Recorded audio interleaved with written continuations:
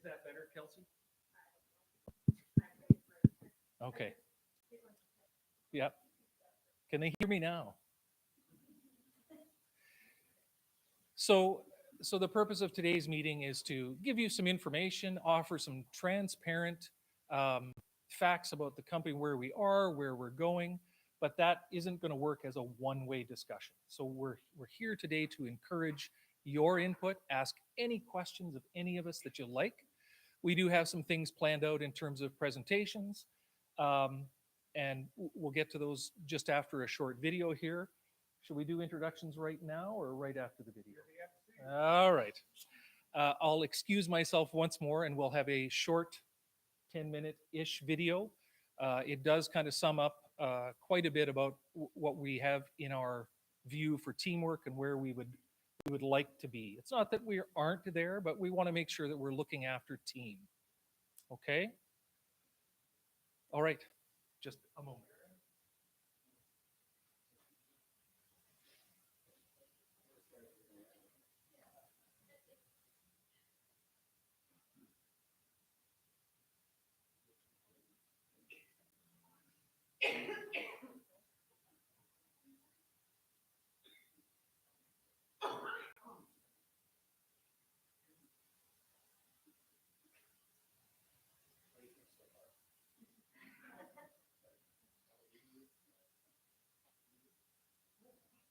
The Navy SEALs are one of the highest performing organizations on the planet.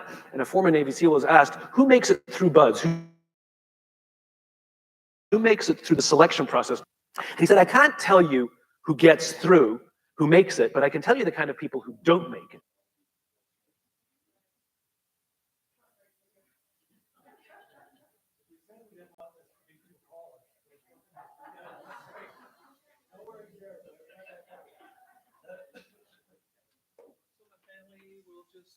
That is a great video, but it's not the right one. We're gonna let it down.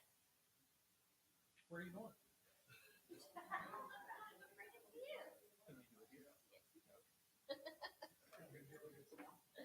you gonna get the sound?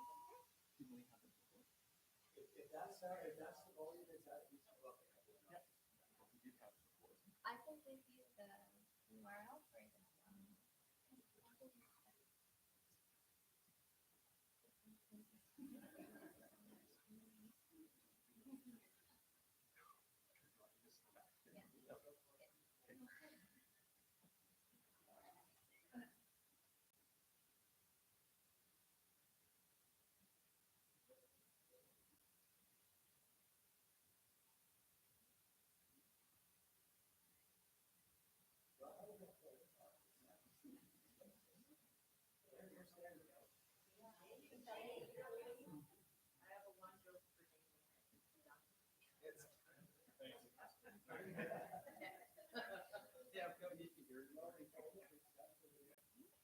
Okay, I'm going to try to take the pressure off him while he figures out what he's doing here. Just introduce myself. My name is Blair Wallen. I'm the managing director for the Lower Mainland of British Columbia. And since my Chidi's been off, I've been helping out in Winnipeg. So I thank a few of you for the weather in Winnipeg. I didn't know what to pack. I looked and it was supposed to be 18 degrees, and I wanted to bring my golf clubs and my golf shirt.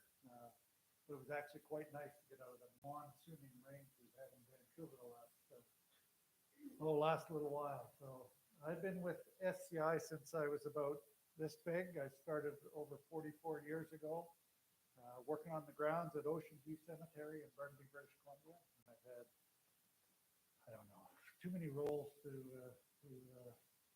count. They haven't found one that works for me yet. You want me in the, so just to give you some background, 44 years, started on the cemetery, managed, worked as a superintendent, dug graves, cut grass, managed funeral homes. I'm not a licensed funeral director. I spent a couple of years in Houston when we were developing HMIS. Truly enjoyed Texas, but it's not Canada. So it was great to come back home to Vancouver. So is he ready? Because I'm just making stuff up to keep talking. So. No, it's all true about me. So. Go ahead. I'll introduce, we'll talk more later. I know I will forget names, so I apologize up front. You're going to have to speak in front of the microphone because they can't hear on the live stream. I went on a business trip to Las Vegas, and they put me up at the Four Seasons out there, which is a beautiful hotel. And one of the reasons it's a wonderful hotel is not because of the fancy beds. Any hotel can buy a fancy bed. The reason the Four Seasons is a fantastic hotel is because of the people who work there. That when you roam the halls and somebody says hello, you get the distinct feeling that they wanted to say hello, not that they were told to say hello. We're highly tuned social animals. We can tell the difference. Like we can always tell when someone's working on commission, right? You can kind of feel it, right? We can tell the difference when somebody's genuinely being friendly or not. They happen to have a coffee bar in the lobby there at the Four Seasons in Las Vegas, and one afternoon I went and bought myself a cup of coffee. And there was a barista working that day named Noah. Noah was funny and engaging, charming. I spent far too long standing there buying my cup of coffee because I just so enjoyed talking to Noah. So, as is my nature, I asked Noah a question. I said, do you like your job? And without skipping a beat, Noah said, I love my job. Now, in my line of business, that's significant because like is rational. I like the people I work with. I like the job. I like the challenge. I get paid well. I like my job. Love is emotional. It's a higher order connection. Do you love your wife? I like her a lot, right? There's a difference. Noah said, I love my job. My ears perked up. He has an emotional connection to this company. This is interesting. So I immediately follow up and I said, tell me specifically what the Four Seasons is doing that you would say to me you love your job.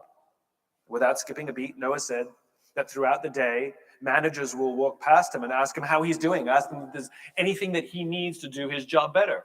Not just his manager, any manager. And then he also said, I also work at Caesar's Palace. And there, the managers walk past us and catch us when we're doing things wrong in numbers and performing. And there I like to just keep my head below the radar and get through the day and collect my paycheck. He said, only at the Four Seasons do I feel I can be myself. This is the exact same human being. And yet the customer service experience that we would have meeting him at one hotel or the other will be profoundly different, not because of the person, but because of the leaders, because of the leadership environment in which he's been asked to work. I get this question all the time. Simon, how do we get the most out of our people? They're not a towel. We don't wring them out to see how much we can get out of our people. It's a flawed question, which means we're going to get flawed answers. The correct question is, how do we create an environment in which our people can work at their natural best? And the answers will be profoundly different. If you do not have trusting teams, what you do have is a group of people who show up to work every single day lying, hiding, and faking. Remember, a trusting team is when people feel safe. It's a trusting team is when people feel they can be vulnerable amongst their own. They can raise their hand and say, I made a mistake. Or you've promoted me to a position where I don't really know what to do. I think I need more training. Or I'm having troubles at home and it's affecting my work. Or I'm scared. Or I need help. Without any fear of humiliation, without any fear of retribution. In fact, they say these things with confidence that their leader, their boss, their colleagues will rush to them to support them. If you do not have trusting teams, what you have is a group of people who show up to work every day who will hide mistakes for fear of getting in trouble. They will not admit that you promoted them to a position and they actually have no clue what they're doing. They're going to just keep faking it. They would never tell you that they're suffering undue stress because of something that's happening at home and that it's affecting their work. They're not going to tell you that they're scared, and they're definitely not going to ask for help for fear that they will find themselves on some short list for the next round of redundancies. And eventually, cracks will show up, and eventually the organization will break.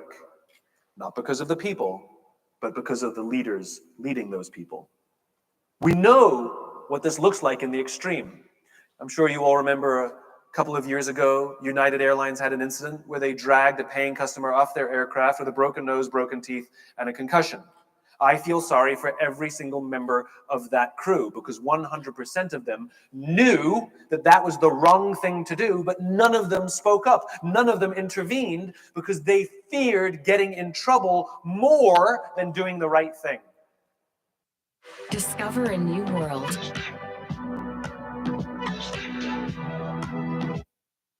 They did not work on trusting teams. This was not an anomaly. This was a steady build over the course of years that eventually culminated in an event like that. I was witness to a scene that played out years before with United Airlines that gave a flag that something was wrong. A scene played out in front of me as I was preparing to board a plane where one of the passengers attempted to board the aircraft before their group number was called, which, as you all know, is a serious crime. And that is exactly how the gate agent treated this passenger. Step aside, sir. I haven't called your group yet. Please step aside and wait till I call your group, is how she talked to a paying customer. And so I spoke up. I said, why do you have to talk to us that way? Why can't you talk to us like we're human beings? And she looked me in the eye and said, sir, if I don't follow the rules, I could get in trouble or lose my job. What she revealed to me is that she does not feel safe in her own organization. Her leaders do not trust her to do the job for which she's been trained to do. And guess who suffers? Company, customer, and her. The reason we love flying Virgin Atlantic, for example, is not because they have some magical formula to hire all the best people. It's because the people who work there feel safe in their own jobs. They feel trusted to do the job for which they've been trained to do. And guess who benefits? Customer, company, and the people who work there. It is a leader's responsibility to set an environment. Leadership is not about being in charge. Leadership is about taking care of those in your charge. Leaders are not responsible for the results. They're responsible for the people who are responsible for the results. And if you get the environment right, you get people like Noah. If you get the environment wrong, you get people like Noah. It's not the people, it's the leaders. Almost always when there are performance issues, almost always when there are customer service issues, it's so rarely the people. Yes, we have anomalies, of course. But if on balance, you find that there's issues, it's almost always the leadership and the leadership environment, and usually it's the lack of trusting teams.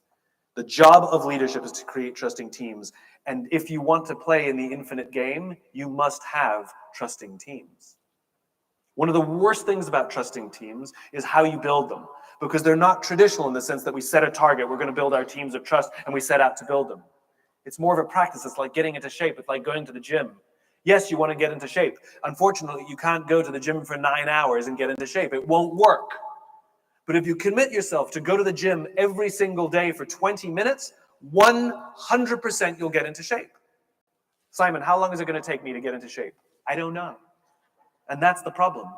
Some will respond quickly and some will respond slowly, and there is no formula, but we all 100% know that the process works. We 100% know that if you work out every single day for 20 minutes and eat healthily, 100% of us will get into shape. It's the same in leadership. There's no 5 magical things that I can tell you to do.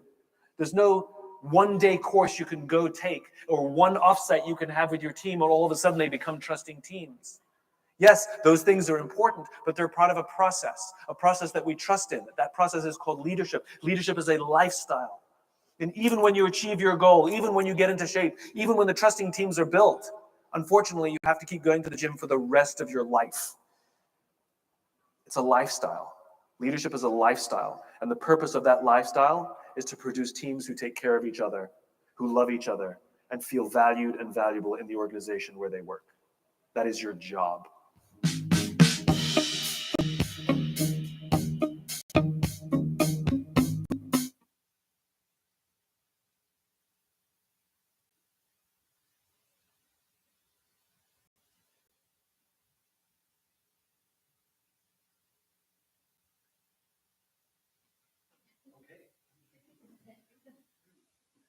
All right.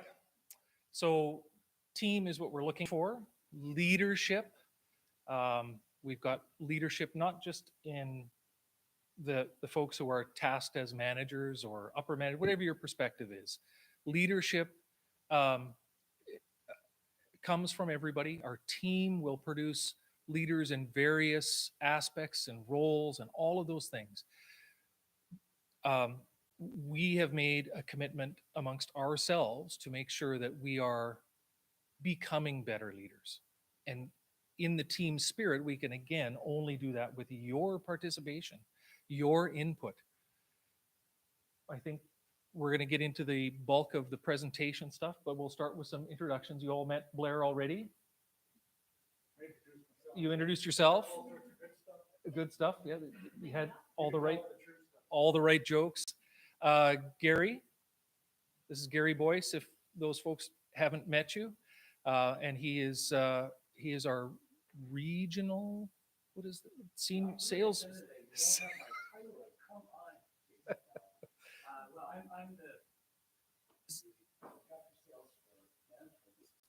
Right.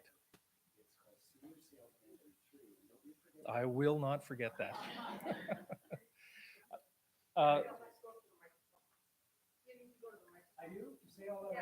Yeah. Everything needs to be in front of the microphone for people who are too sick to be. That's right.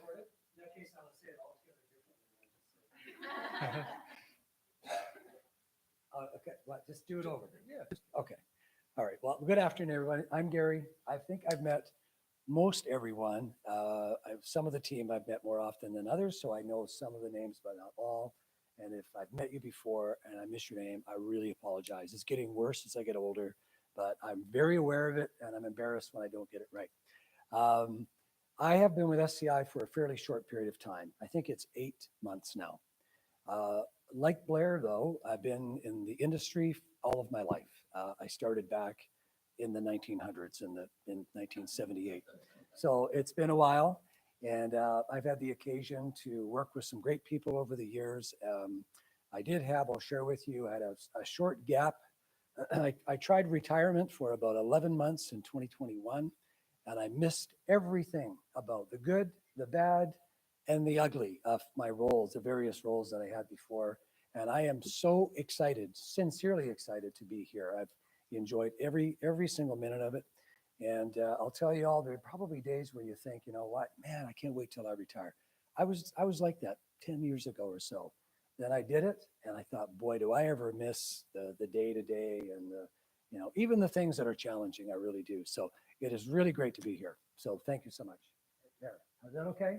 And I hope somebody heard it. Perfect. Someone just asked a question? Oh, okay. Next, if you don't know, Karen. Karen, would you come up and introduce yourself as well? All right. So I am 4 months only with this family, come from 25 years in retail. And I am, for those of you who don't know, I'm the sales manager for all of Manitoba. Which includes Winnipeg, basically. I absolutely love what I do. I love the people I'm working with. Everybody has been such a wonderful support. And we're growing the team. So if you don't know about me already, I'll go back a little bit. I was born and raised in Newfoundland and only here since 2005 in Winnipeg, but it's my home and I'll be here till I retire, and I'll retire with SCI. So thank you so much. Enjoy the day. I hope you love the video because that's how I live my life. Love that video.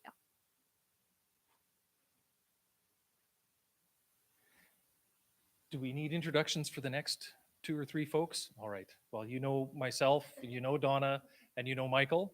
That's our formal leadership team. Do we want to make a group statement about our commitment, or I think we've done that?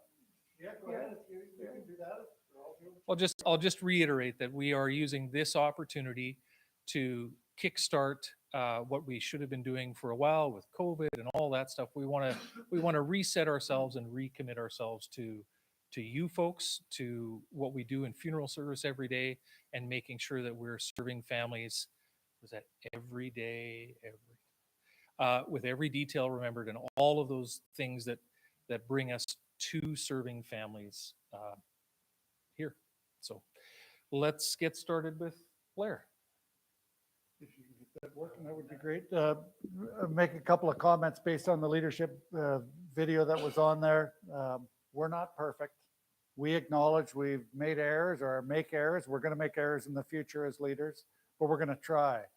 We're going to try to do a bit of a reset because we haven't had these meetings here. I've only been involved with Winnipeg for a few months, but I know due to COVID, due to multiple reasons, getting together wasn't happening. So you're going to hear from your local leaders. They're going to be committing to a date to get out a schedule for these meetings for 2023 with the intent of doing them quarterly. So not the intent, we will do them quarterly. Whether I'm here, I don't know how long my temporary assignment in Winnipeg happens, and no disrespect to Winnipeg, but how come nobody asked me to help out in Hawaii?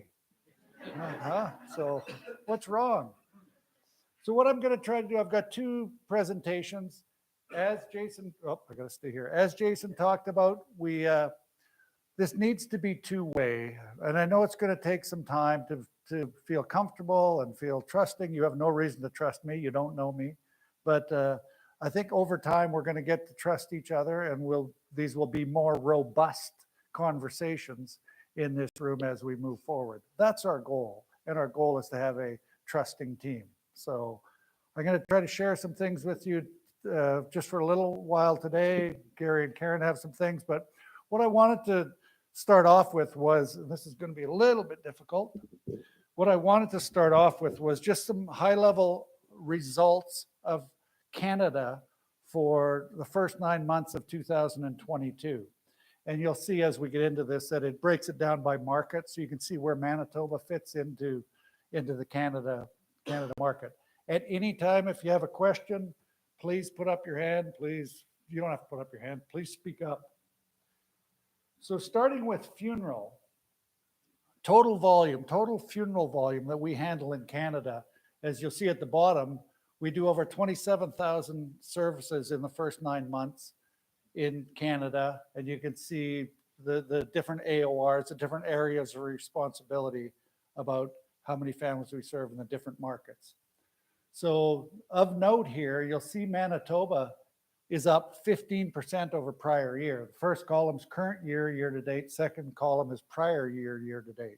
So we're up almost 50 or a little over 15% in Manitoba. So thanks to everybody for serving that many more families in that short of time. That's a significant increase. That just does not happen. Our sales average, we track what we sell for sales average. Oh, one question. Is anybody a SCI shareholder? And if so, did they watch or listen to the earnings call this morning? So, okay, so I'm repeating some things I said on the call this morning. So I just wanted to point that out. But you'll see our average is also up almost 15%. Families are spending a little bit more. Some of that is due to the opening from COVID. We can now have catering again.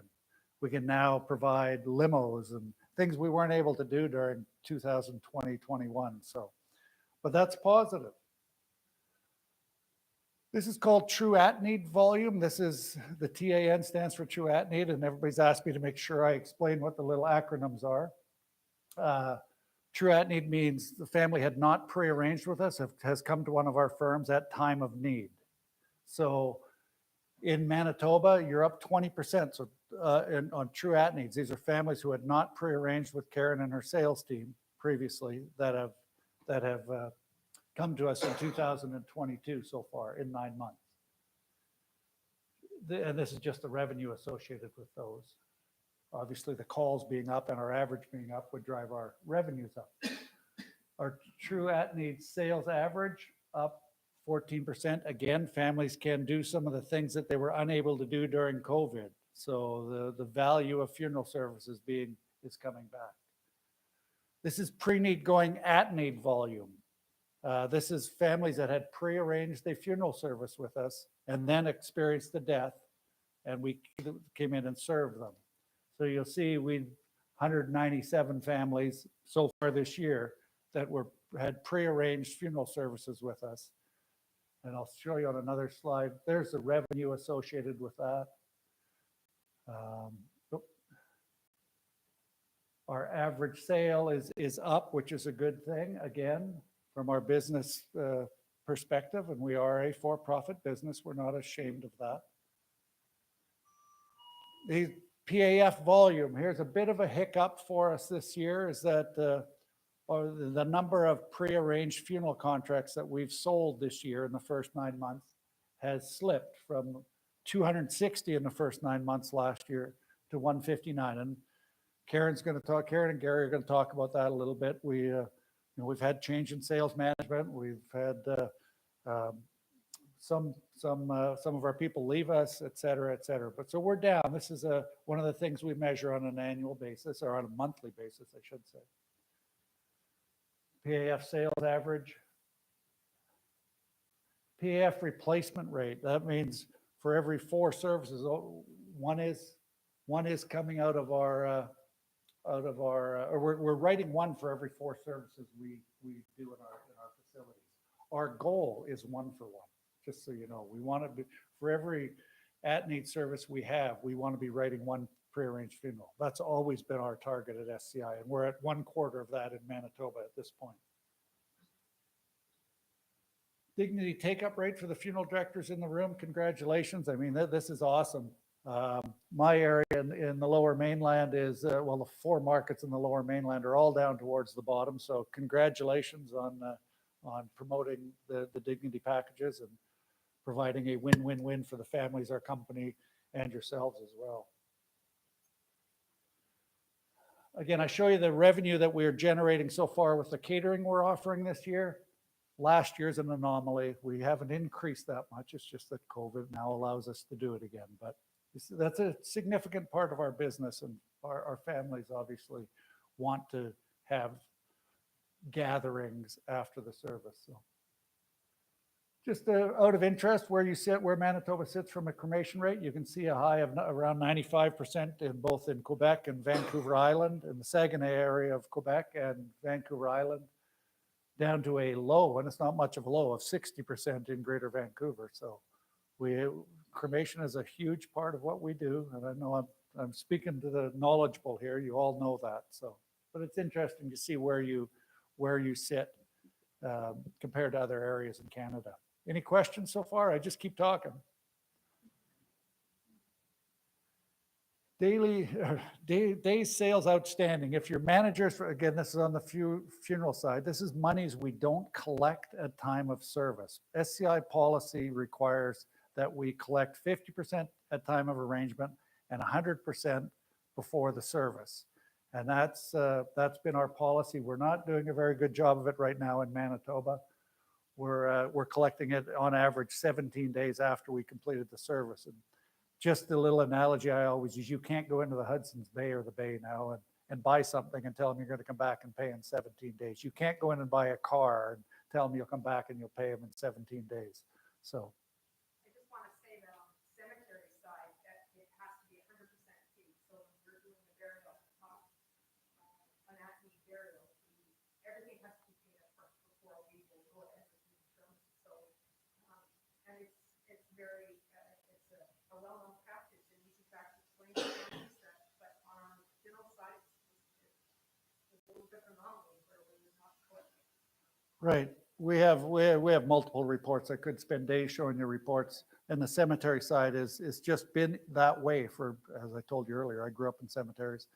It's always been collecting the money before we provide the service. And we don't get pushback from families. We don't get people screaming at us because we're trying to collect money. People understand they need to pay for services provided. So that continues to be a focus, and we're looking to improve, not take it the other way. So I would ask that you continue to follow the policy if you're meeting with families, or do what you can to follow the policy. I know we've got First Nations business, or there's a couple of anomalies that we try to account for. So, but so do the other markets. Just some of our expenses are both our fixed and variable. And I'll just explain quickly. Our fixed expenses, we always have to pay for the light and the heat in our buildings. That's always going to be there. We're up a little bit. Some of that, the cost of gas went up, cost of heat went up. Our variable expenses are things like, and I'll use caskets as the example. When we do more services, we have to purchase more caskets. So our variable expenses go up as well. That's understood when our volume's going up. Here's another measure that we're tracking closely is cremation wait times. The target for SCI is 8 days, to be below 8 days. That's for a family to come in at a time of arrangement and receive their cremated remains back within 8 days. Manitoba, congrats, you're doing very well. The 4 markets at the top are the 4 markets I have responsibility for in the Lower Mainland, and they're not doing quite so well. So I can learn from Manitoba. This is just some of the metrics behind that cremation wait time. It's how long it takes to get our documents through the system, through CarePoint, to get them approved, et cetera, ready for cremation. And again, you'll see you're in fantastic shape.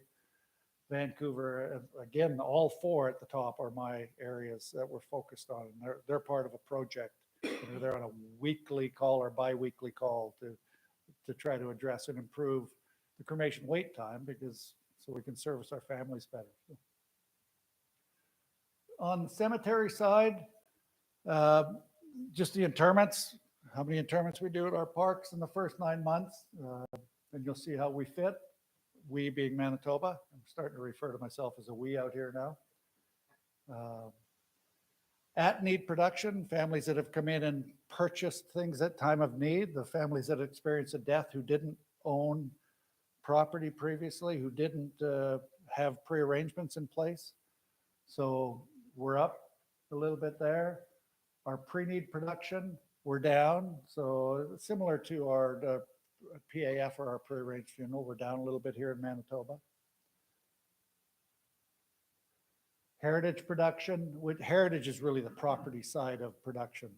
It's heritage is what ties our families to our facilities, and we refer to it as heritage. So heritage replacement rate, again, we're trying to get at least 1-to-1 for every space we use. We want to be selling another one. We're a little bit below.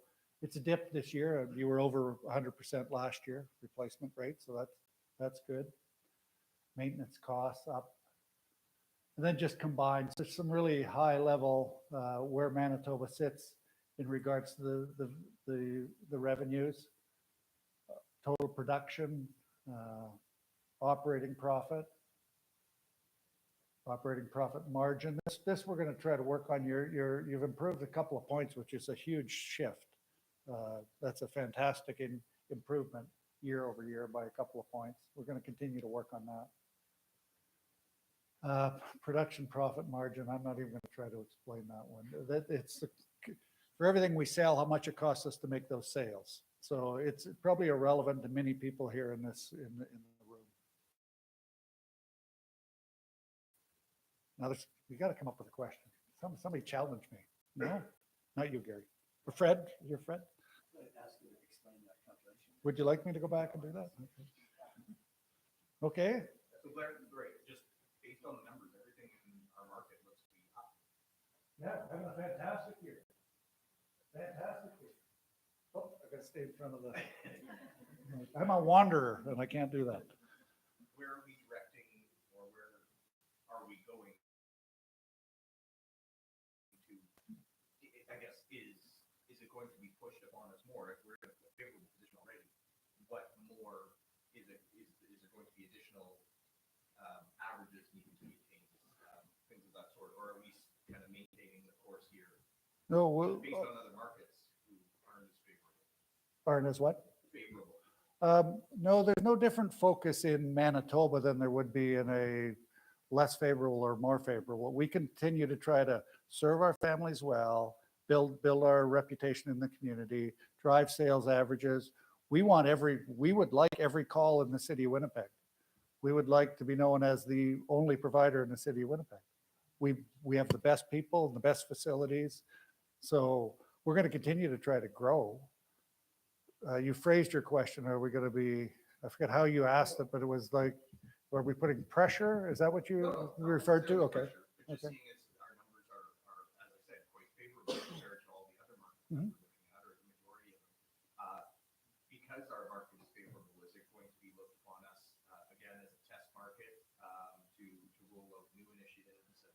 I am not aware of any test pilots that we're doing on an individual market Canada seems to get shortchanged in the pilot side. So when we come up with something, they test it in the US and then it gets rolled out across SCI. So I'm not aware of anything that's specific to Manitoba other than continuing to try to do everything we can to, we're a for-profit company. I'm not, we want to treat families right, but we want to do what we can to be a profitable business too. A 5.9% margin, you were at 3.9 last year. So, there's not a lot of slippage or area for slippage there. So, no, that was overall. That was a combined. That was combined, yes. So that's slim. I mean, I've been around too long. SCI targets tries to target 20 to 30% operating profit margin. That's not going to happen in every area. As you see, it doesn't happen in every area. So we continue to try to just improve. That's really what we're looking for, is improvement. We used to, again, I'm referring to all the years I've been around, we used to budget every year and set targets, and we're more focused on growth over prior year now, trying to do better than we did the prior year. So, anything else on the financial side? I'm not going anywhere, but I want to show you next, and I was going to go into Great Place to Work. If there's no other questions while this is up.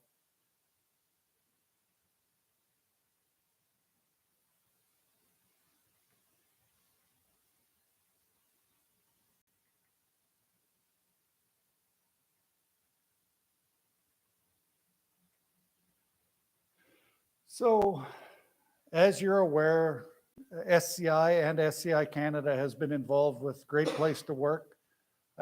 SCI Canada has now been certified for 3 years as a Great Place to Work through this process. And for those of you who filled out the survey, you know it's a lengthy survey with a whole bunch of questions. We're going to get into some of the data on that, and probably too much data, so I won't spend too much time on all slides, but you'll see some highlights here. You'll see some highlights on Canada and how we compare to the US, and I think Puerto Rico might be on here too. But and then I also drilled down to the Manitoba level, and I will. You'll see we had. I'm getting ahead of myself, but you'll see we had 40 people fill out the survey in Manitoba. So that was about a little over 70% response rate for the people we asked to fill out the survey. That's pretty good. So thank you for taking the time to fill out the survey. I get asked repeatedly if it's confidential, and it is. All the data, and I can look at all the data. You'll see we don't get the data. The company that Great Place to Work doesn't give us the data unless we have a minimum of 5 responses in a certain area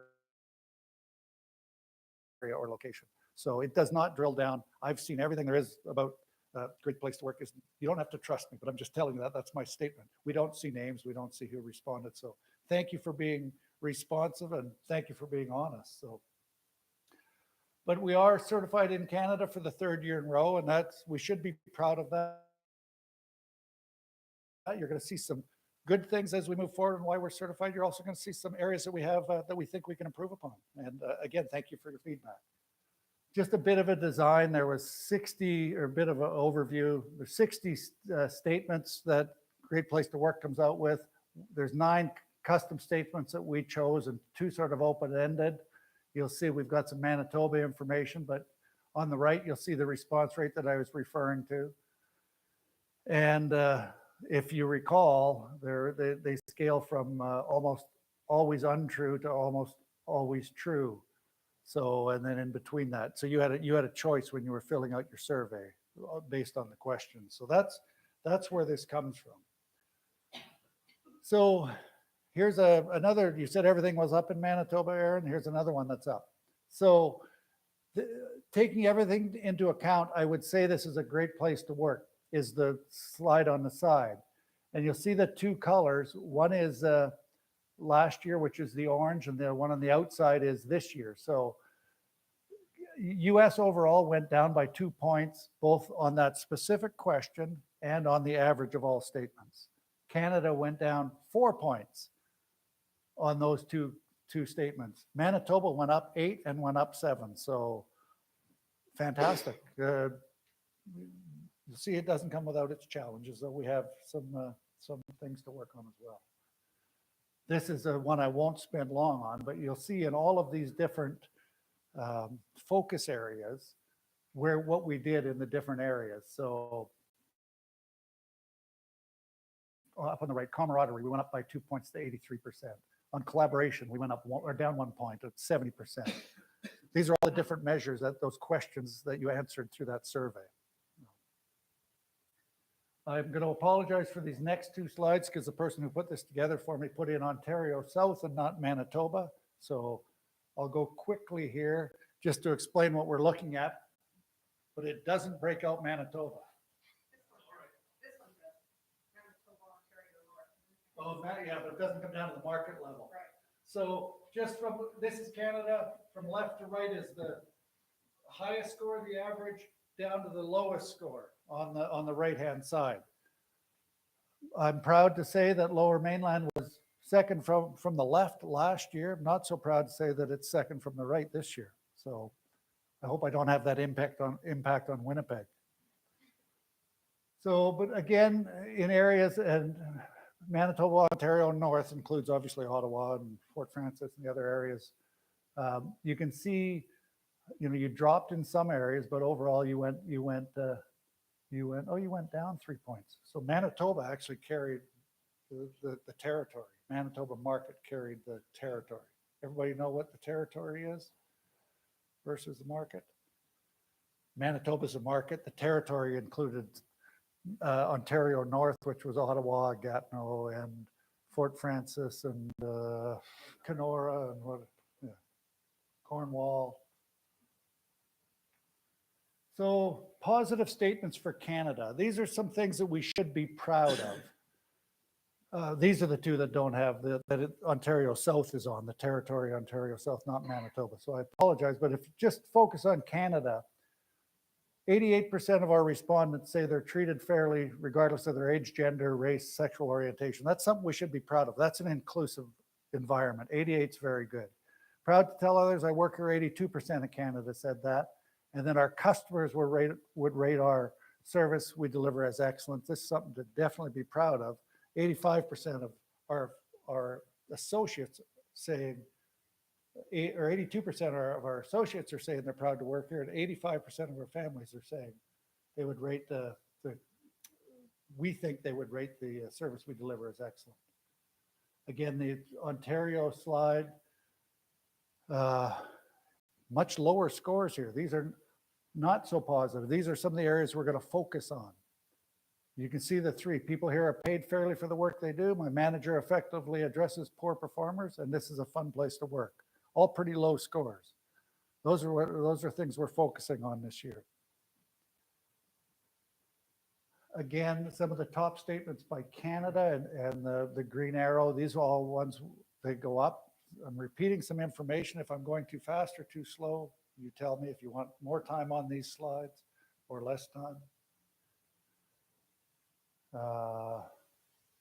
When you join the company, you are made to feel welcome. That's, that one went up 5 points. And I know this was on our survey last year, some areas really put a lot of effort into, a more welcoming environment when you come in, providing them more information and really making them feel special when they came to work for us at SCI. So proud of those ones. Some of the ones I'm not so proud of. Profits, share of the profits. Are we being paid appropriately? Dropped 13 points to 37%. Same question, basically. Paid fairly. My manager effectively addresses poor performers. That's us. I'm looking at the management group here. So that's us. Psychologically and emotionally healthy place to work. Dropped 12 points. I will tell you that across the Great Place to Work, 1,000 companies in Canada, I forget how many there is in the US, that one dropped quite a bit. The information we're getting from them is that some of that was COVID related as we started to go through some of the challenges, but we dropped 12 points. That's significant. As is the encouraged to balance their work life and their personal life. So we got some real areas to work on here. Here's some of the one. Sorry, did I hear a question? No. Here's some of the ones we went up on. Executives embodying the characteristics. People like coming to work here. You would recommend us to your friends and family. Assigning and coordinating people and avoid playing favorites. 74 is still pretty low, but at least we improved as a group. And again, this is Canada. Some of the same things down. Did I go through this one already? No? Anyway, some significant drops year over year. What we call the movable middle are the people who said sometimes true and sometimes untrue on the question. So when the question was asked, if you weren't really happy about it or really unhappy about it, you would say it's sometimes true or sometimes untrue. We refer to that as a movable middle. We think we can take those people who have those areas that have, not a clear, we're not doing it right, and really make a difference here. So now here's Manitoba specifically. Personal job satisfaction up 14, team up 9. There's some drops as well. Support up 12. Some really good things. Some really good things. So be proud of the good things. Here's our focus areas. Inclusive behavior, although it's up 76%, so that means still 1/4 of our co-workers are saying it's not an inclusive environment, right? That we don't exhibit inclusive behavior. I'd like that to be 100 if we could get up there, but just 76 is okay, and we're moving in the right direction, but we still have a ways to go. Same with well-being. The top statements here that came out, up 11 points on my work has special meaning. It's not just a job. I know everybody takes their roles here to heart and really puts their heart and soul into helping families at a difficult time. Give yourself a pat in the back. That's fantastic. I know you don't do it for pats on the backs. I know that's why you're here. So we dropped 4 points to 92% here on the last two. Treated fairly regardless of race, and proud to tell others I work here. 92 still fantastic, but I can do the math. But 8% of our coworkers are saying the reverse, that they're not treated fairly because of race, religion, whatever the thing is. So here's our bottom statements: politicking and backstabbing. 68's not good. Better than last year, but not good. Psychologically and emotionally healthy place to work. Still up 7 points, but not good. Not good at all. We got a ways to go. And I mean I mean the entire group here, not just the leaders. And then the profits. We've dropped, and I think we showed that on Canada as well. Some of the ones we significantly improved on sort of mirror the Canada statements. Feel good about the community. That's a fantastic one. Management is approachable, improved from last year significantly, and my manager effectively addresses poor performance. Bottom statements again, although up, seems like a repeat there. Oh, that's because I'm driving wrong. That's me.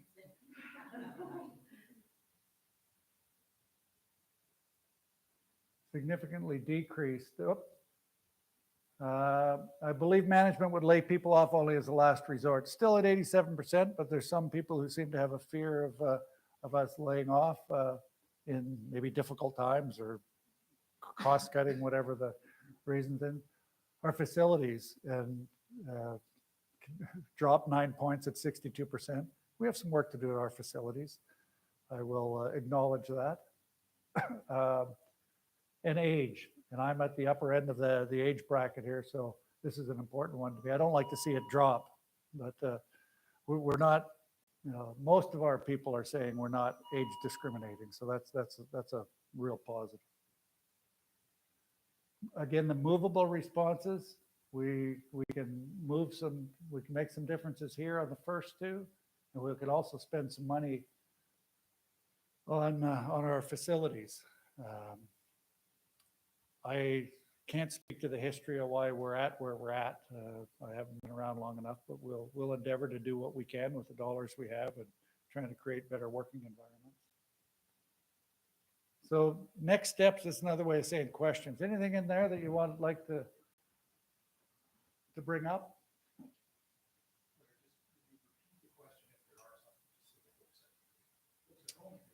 I keep forgetting about talking. So are there questions in regards, I don't know who I'm looking at here. Are there questions in regard to this presentation that you have for those of you who have joined visually or virtually, I mean, or the people that are here? Somebody start. I have a question. I have a question. The Great Place to Work is obviously kind of like a company like Air, like obviously the company pays to be a part of the Great Place to Work survey. And that is a marketing tool, am I right? To have that as your statement that you're a great place to work. Yeah, it would tell both future associates, customers, that through all of the extensive survey work we've done, that this is a good place to work, yes. Do you have any idea about the cost of Great Place to Work? Or what that business No, go ahead. Sorry, I got to repeat the question. Donna was asking if I know what the cost of doing this Great Place to Work is. When I first got involved with it a couple of years ago, SCI US had been doing it, so we simply latched onto them, and it wasn't that expensive. When I say it wasn't that expensive, my memory serves me right, it was $15,000 to $20,000 for Canada to be done. So we did 27,000 calls. That's less than $1 per call. But that was a couple of years ago, and hopefully nobody's making notes because don't quote me on the number, but it was not significant. It was well worth it because this is one of our better ways of getting feedback. Not everybody's always comfortable in sharing feedback in a group, right? So other questions? There's some tough questions in there. I've got a question. Okay, so what are our plans going forward For for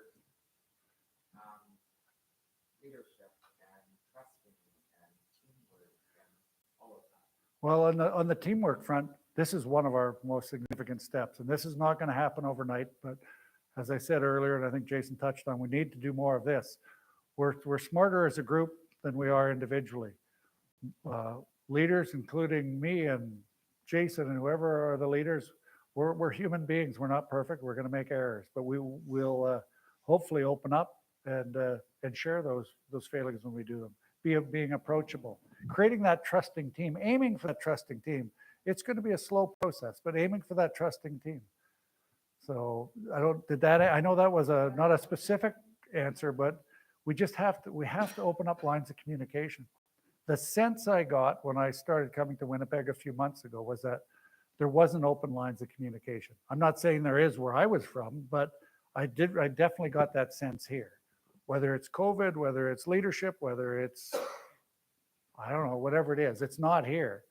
And we need to open that up and start sharing our ideas and sharing our concerns and sharing our beefs and our bouquets and everything else that comes with that. So we can do it. Jason said it very well. This has to be a team effort, though. It can't be a one-way street. We spent, I don't want to say I was fixated on this not being a one-way presentation today. The only way we're going to get better is through getting feedback. So, no questions from the virtual team?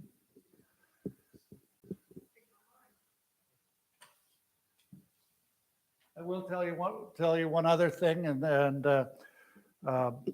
both have had some requests, but it's something else I want to do. Is that you're going to see as I come out here. This is probably my last trip this calendar year, but I'm going to try to go to the locations, meet with the teams individually at the locations without the local management present. They're aware of that. I'm going to actually try to start tomorrow at Green Acres. So those of you who are from Green Acres, prepare to see me tomorrow morning. We're going to try to get together at 9 or 9:30. Did we pick a time? Okay, probably 9 or 9:30. I understand. Who's here from Green Acres? Just put your hands up. What's the services look like tomorrow? Are there? It's open. So if I come for 9:30, we can spend a half hour or something together. Well, if you have concerns that you'd like brought forward that you're not comfortable in doing today, you can get my email. You can share that with one of your colleagues and have it brought up tomorrow. But yeah, we can. There's definitely lots of ways to get the information to us. So, but my goal, as you know, is to create that trusting team where we don't have to segregate the managers, et cetera. So anyways, I'm going to start with Green Acres tomorrow. So for those of you who are there, I don't want to shock you that I'm going to show up in the morning. So.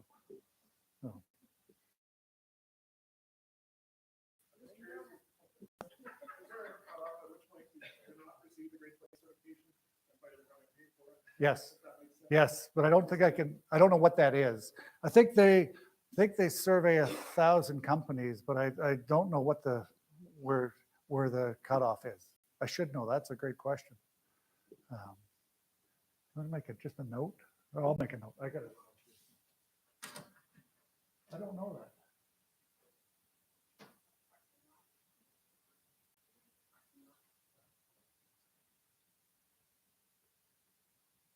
Try to get that answer back to you. Yes. Yes, I'll take you from that comment there from Matthew. Is there a threshold we have to meet in order to become Yes, I just don't know what that is, and I apologize for that. Yeah, there is a threshold. Not everybody, you don't just pay and get certified. You have to,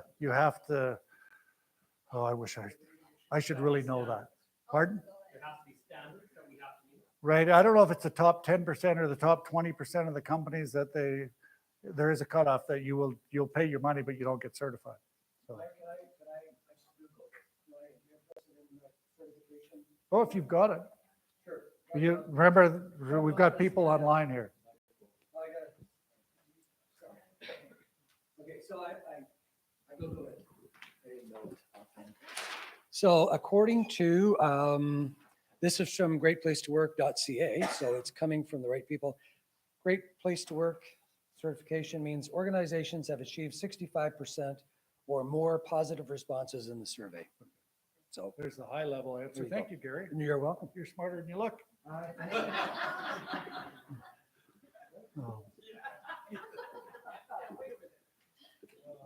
Obviously, profits are important, as you kind of mentioned, right? Have you guys put a correlation to like markets that have been up and more profitable as to their responses and their support versus markets that were down? Like, is there, have you been able to tie in certain issues?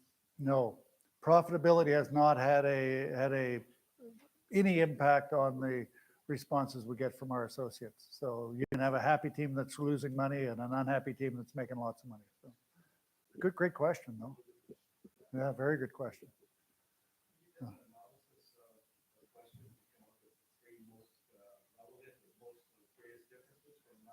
Yeah, I only showed you, it's nauseating the amount of information you can get. It's a huge database. The first year I was involved in it, you could drill down, you can ask it anything. So yes, and that's why we being the leadership team at my level got together and try to say, where's the places that we can make a difference? We can't fix everything. Let's pick something. We tried to pick 3 areas as we talked about there. So that we think we can make a difference, and we have some specific actions, and some are still being developed in those areas. So yes.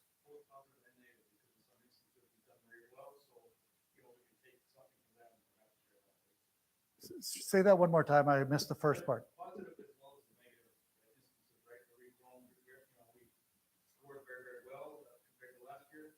So there's going to be some places we can look and say, hey, maybe it's something we can share with another environments or locations, right?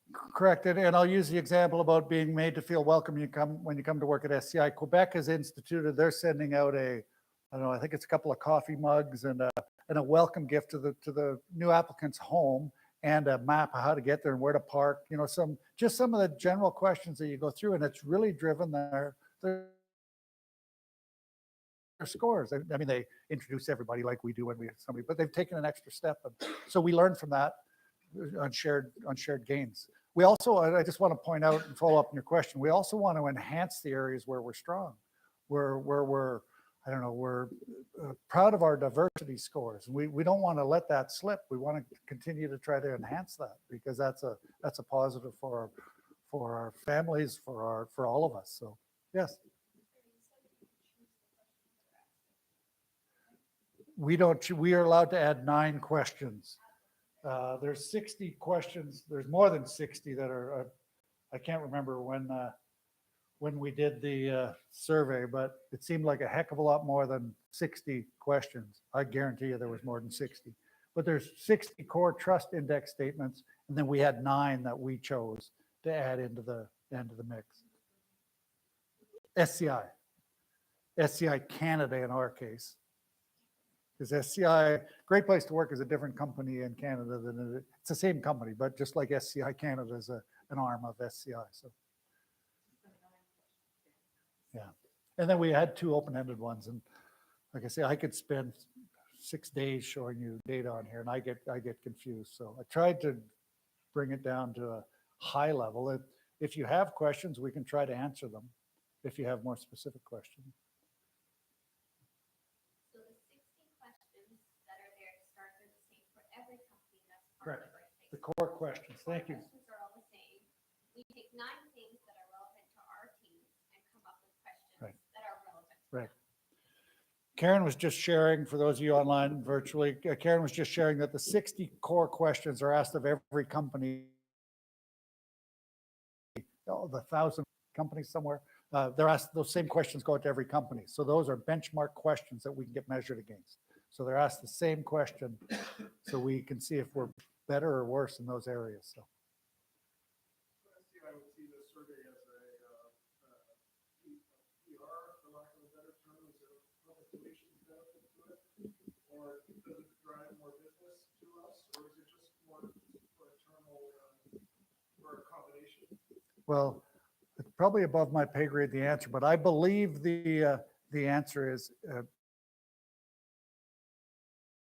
the reason I believe this is because I was involved early, is that this was intentionally trying to find a model where we get feedback from our people.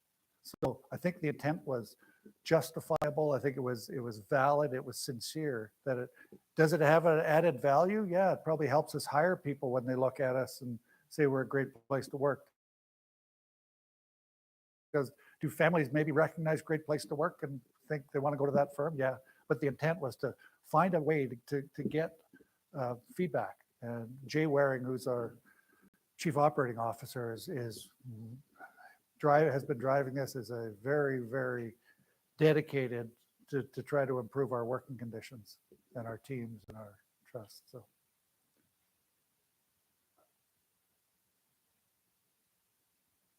Come on, somebody's got to ask.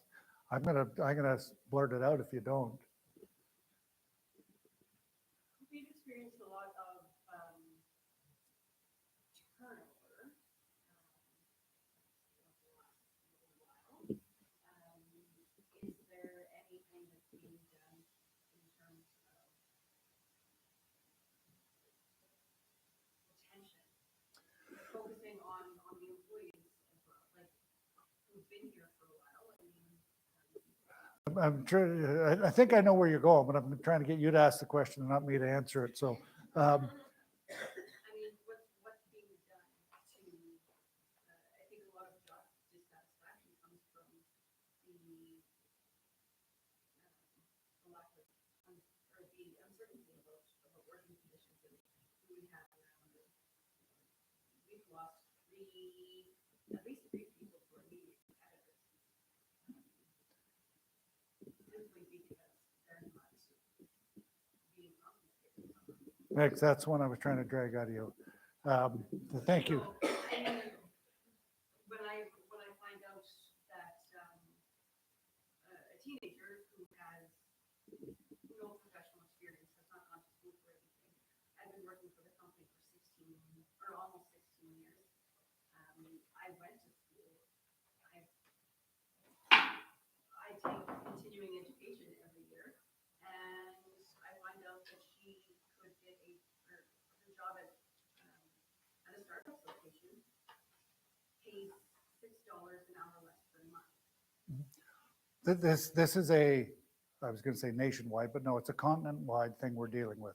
This same question came up. I know all of Canada. The same answer came up. So, and this is going to be a bit of a longer roundabout answer. I'll give you the positives towards the end. We're fighting just like everybody else is fighting to attract employees. SCI, the funeral profession and the funeral industry, and cemetery industry is struggling to find personnel. And I use this term, it's not a sexy industry, right? People aren't clamoring to get into funeral service usually. So we need to be competitive. So we do competitive analysis, and we just completed a competitive analysis in province of Manitoba, but specifically Winnipeg in this market. And your managers, your direct managers, and this includes the care center personnel who are listening, will be speaking to you over the next couple of weeks of some changes we're going to be making, which are increases in some pay. So we're going to be doing that, and I think that's one way to try to attract and retain people. So are we going to fix the world? Probably not, but I think we've made you're going to hear, I think when you meet with your managers, and this is on the operations side, I want to exclude sales here for a moment, because sales has a different comp model. I think you'll be pleased with the efforts that we've completed, that we've put in place or will be putting in place very shortly. So, sorry? It depends on how fast they can get it processed. I just sent it down to Houston an hour ago. I don't know if we're going to be able to make the payroll for next week. If not, it'll be the week of the payroll after. She hasn't the person who does the processing for me hasn't confirmed. I asked her to confirm the date that it would be on, that would be in effect. So. Just jumping on to what Christine's stated there, like, minimum wage is going up in Manitoba, and it's gonna go up again, next Right. year to $15 Right. an hour, I believe. So I mean, we're kind of concerned as how to, that affects, our wages, and Sure. I think everybody can agree that it would be fair that ours, goes up as well, because we have that low margin now. It's kind of Yeah. puts our situation in place where it's like, well, okay, we're only getting paid this much for what we've been doing, and I mean, that's a whole other Yeah. It's ball hard. game, but it- it's a good thing yeah. to bring up, that, it's kind of. I think the recognition from the provinces that the minimum wage is too low is going to have a domino effect on wages across. It is, but we don't, and I'm speaking SCI, say when the minimum wage goes up, we're going to do the exact same for every other We don't employee. really know where to, put that out to, we'd obviously go to our manager, but Sure. just, it's a good place to bring it up right now. Right, sure it is. That's why I was waiting for somebody to bring up the pay, because we do and it's a very good comparison to both within industry as well as outside of of this industry comparison. And that's what drives our changes. As I say, it's not going to fix the world, but it may not be a one-time thing. I don't know what's going to happen. I can't speak for the future. None of us can, right? But we have a recognition that we need to make an adjustment, and we're doing that. So you will get, I can't share individual changes, obviously, in this environment. So you'll be sitting down one-on-one with your managers over the next week or so. Did you have a question?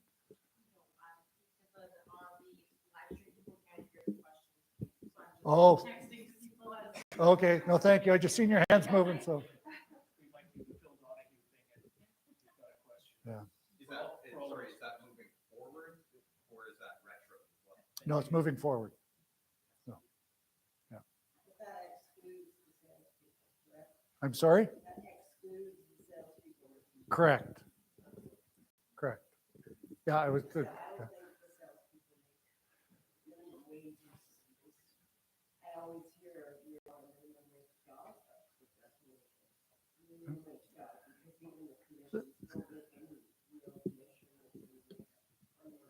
Yeah, I'm not here to say that the compensation plan is changing.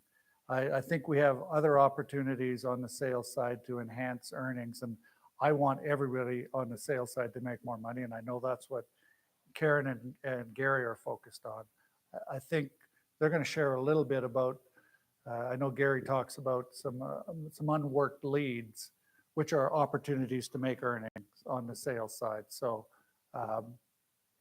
no, there's no change. The minimum wage change, I don't know when that changed, August 1st or something.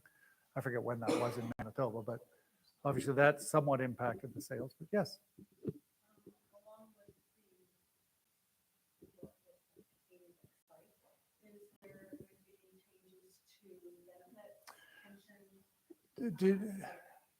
Yes, but I don't know what. Again, in trying to be competitive, and there was just a benefits survey that went out. I don't know to what level it went. Did you receive the benefits survey? That was to try to get back feedback on what was important on our benefit side, so we could look. Again, we want to remain competitive and attractive.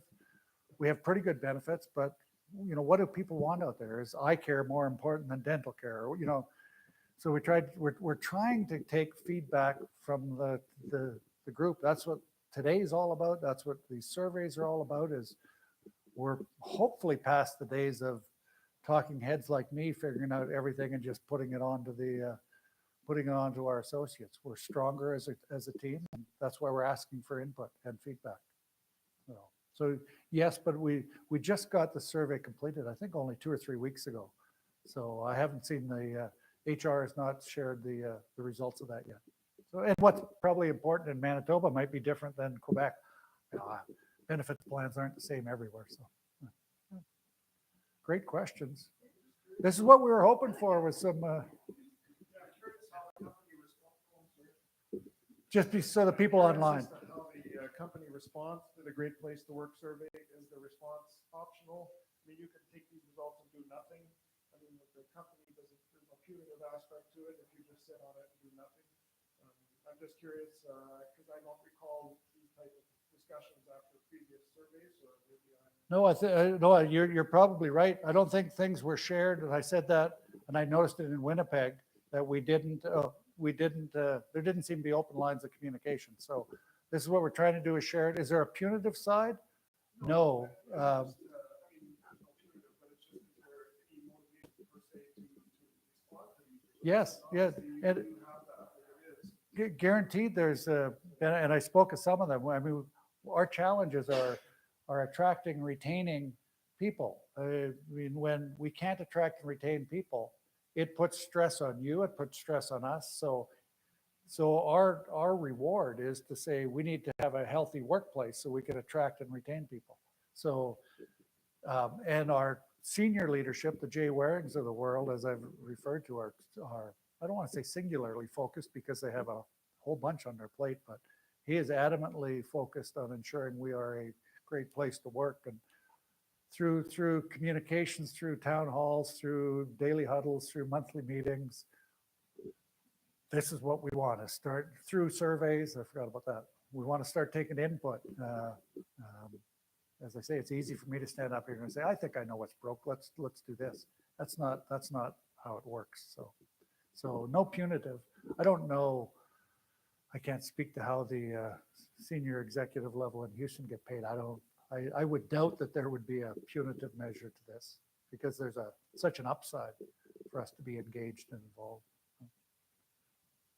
Sorry, Blair. So you've touched 3 of the R's. Oh, sorry. Oh, it might not be working. I'll repeat the question, Aaron. So So you've touched on the 3 R's: recruitment, retention, and reward. But I've always believed that there's 4. There's the recruitment, retention, recognition, and reward. And how is the company addressing more of the recognition? Kind of back to some of the previous statements regarding compensation and such like that, pay and benefits otherwise.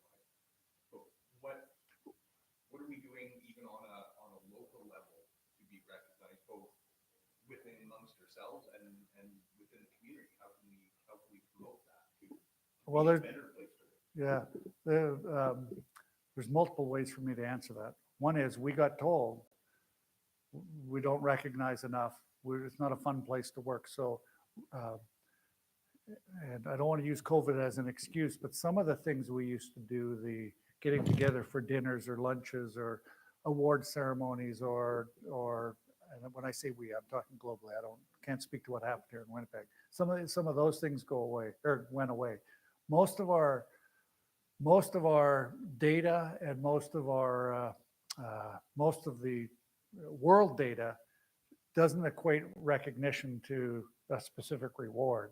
It more equates recognition to being told thank you, like simply that happening. And that's what this, I don't know if I did ask, I meant to ask, do we have any service awards or anything that we could kick this meeting off with? And maybe we didn't. But so yes, there's efforts underway. Those are unique they're different in Burnaby than they are in Houston, Texas, and they are in Winnipeg. One of my markets, and I give them credit for this, they have what they call, it's not a recognition team, it's a, I forgot what they call it, but it's I think it's got 1 manager and about 5 other associates on it who come up with fun ideas and organize bowling nights and come up with recognition ideas. In Workday, there's badges you can give out for recognition. Most people aren't using that.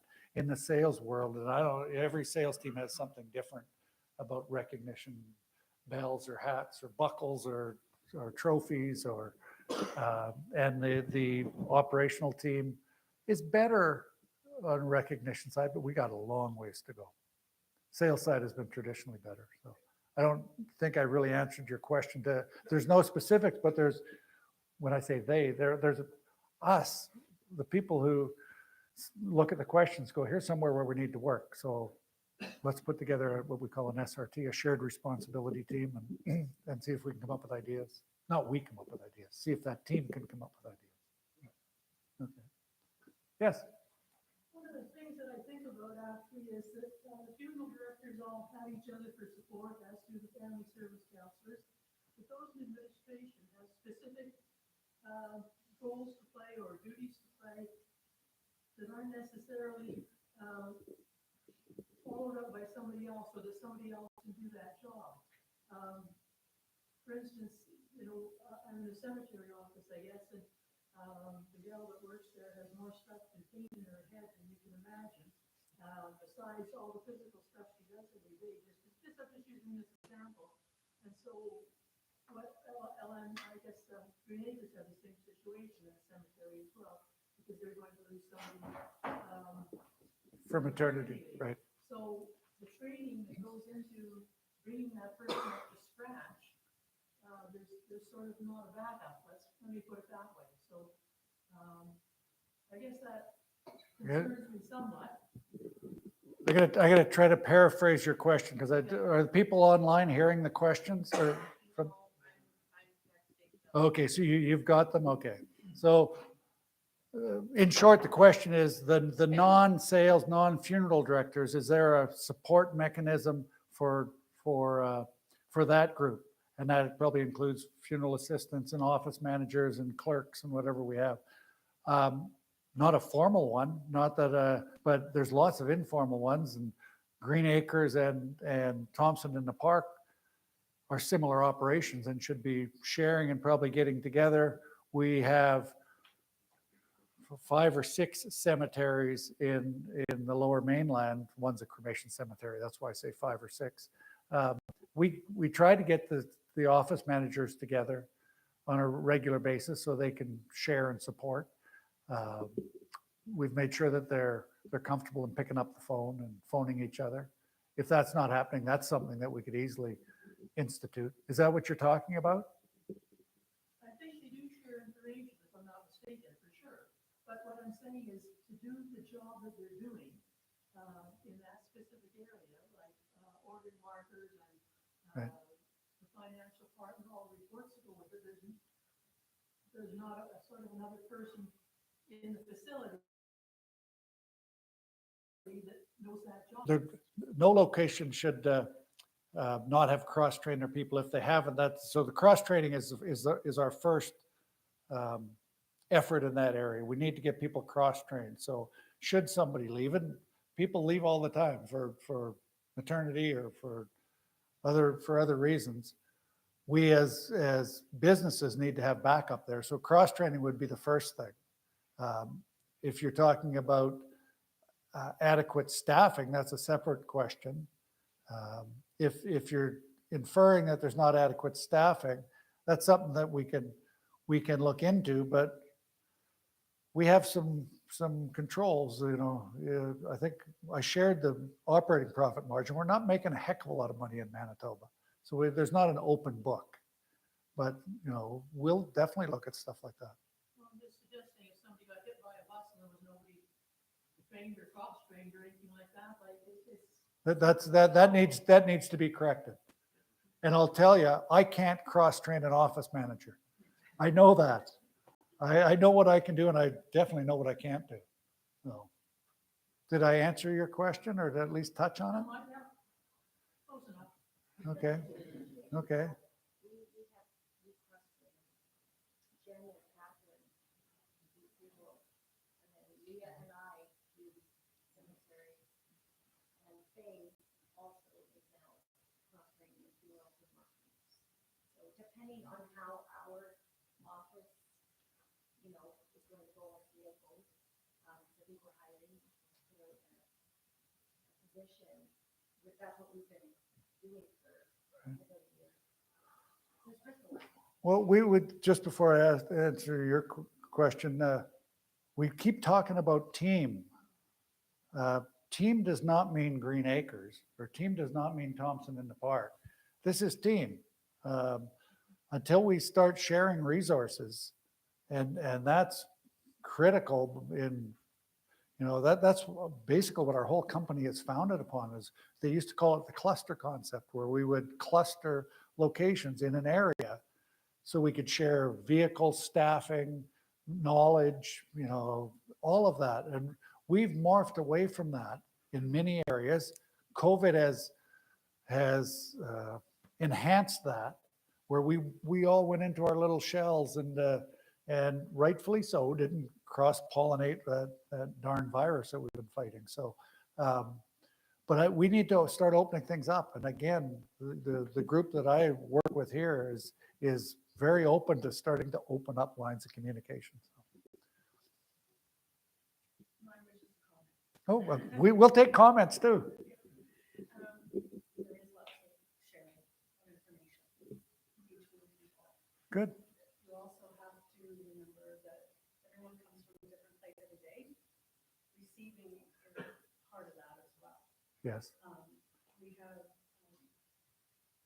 I share lots every day. My peers share lots every day. We share amongst ourselves with the field directors. Good. So I feel that we do lots of sharing and cross-training. It may not be that you get to come and cross-train for a whole 2 days at a time. It may mean a conversation. Yeah. It's still cross-training. Yeah, cross-training doesn't always have to be a formalized, here's what you're going to learn in the next hour. Most of the knowledge I've gained over my many years hasn't been through formal training. It's been through experiencing, standing beside somebody doing the same job. Well, I know too, like, if I need anything, Marilyn's won't go away, Catherine, Vicky, like, I do feel confident that, we all have that. I don't speak too often, but sometimes I'll go to Marilyn. Well, Like, what's, We all go to Maryland. yeah, Marilyn.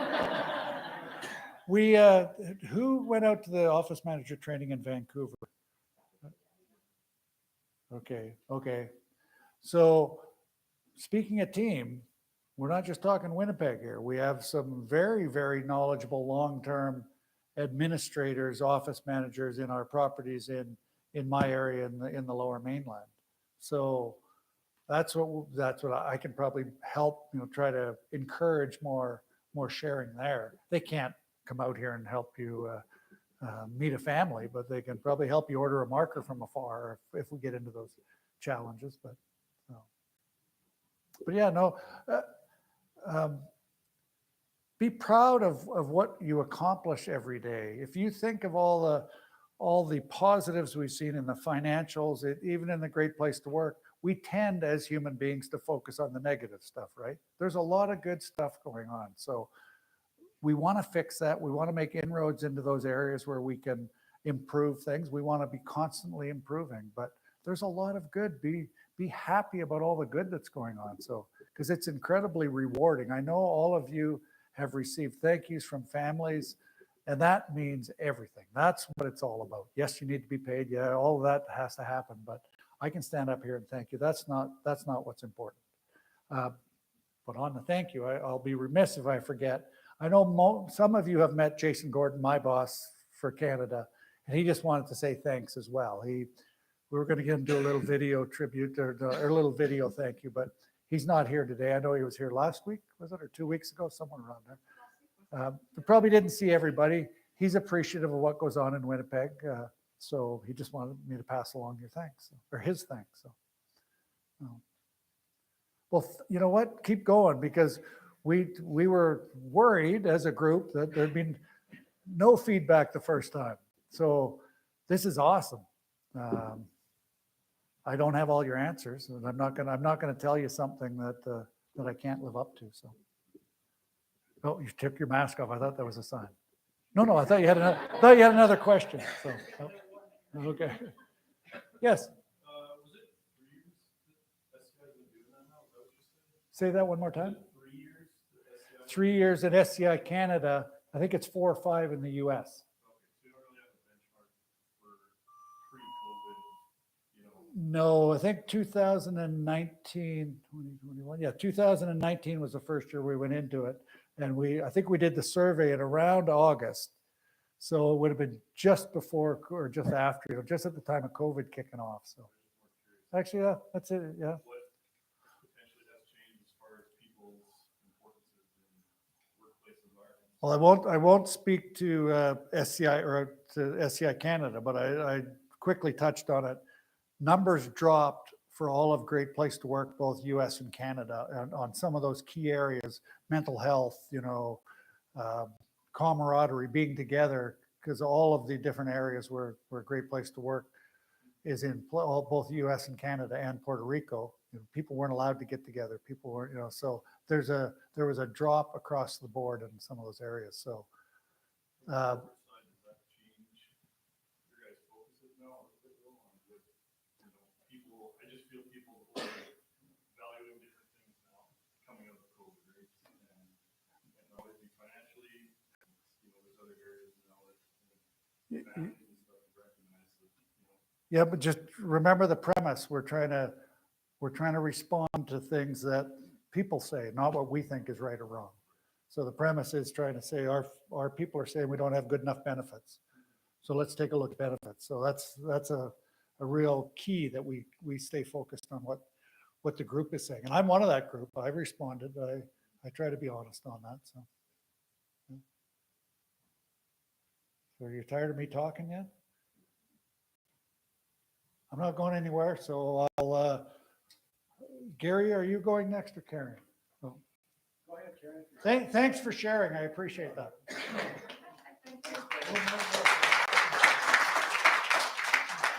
Also, in the spirit of not being perfect and forgetting things, of course, one of our leaders who's not here, Erica and the PCC, have to be, we just have to remind ourselves that they are part of our team as well. Jane is here, Gord is here, Kelsey is here, but Erica, who is ill, is not here. So she is part of our, what was the term I used? Because I just made it up on the fly. Erica will tell me. Anyways, don't forget that Erica is also one of our leaders here as well. So without further ado, Gary. Thank you, Jason. Well, I had a 3-hour presentation prepared. You'll be happy it's down to 2. So there you go.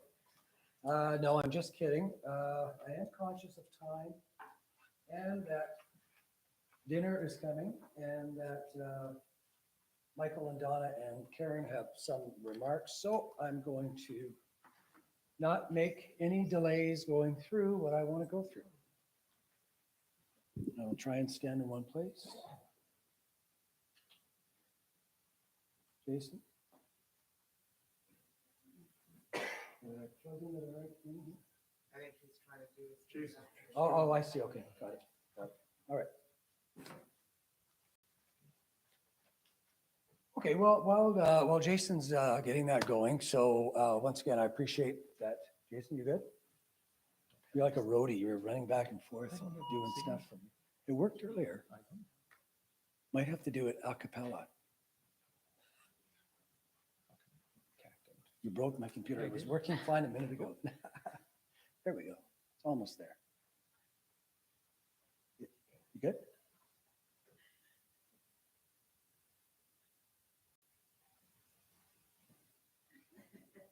I don't think he's doing anything back there. He's just in another room having a smoke or something.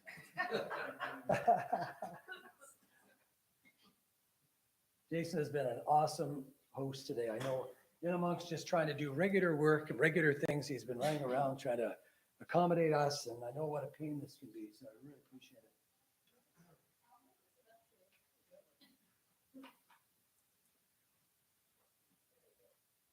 Caitlin said at the start of the meeting, she said, wow, the struggle is real, live streaming. Yeah.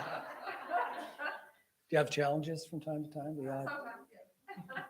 Gary, just, I don't know if you noticed, but the operational leader was able to get his. Apparently, yeah, yeah. And actually, in full disclosure, we did a test run earlier. It worked fine, right? It all connected up fine. But, and this isn't even looking correct either. So. Now we're starting to see it now. Are we? I think he rebooted the whole shebang. That's not my screen. I don't know what that is. Just so you know. Is that right? Okay. Looks like a video. Looks like a video game's about to start.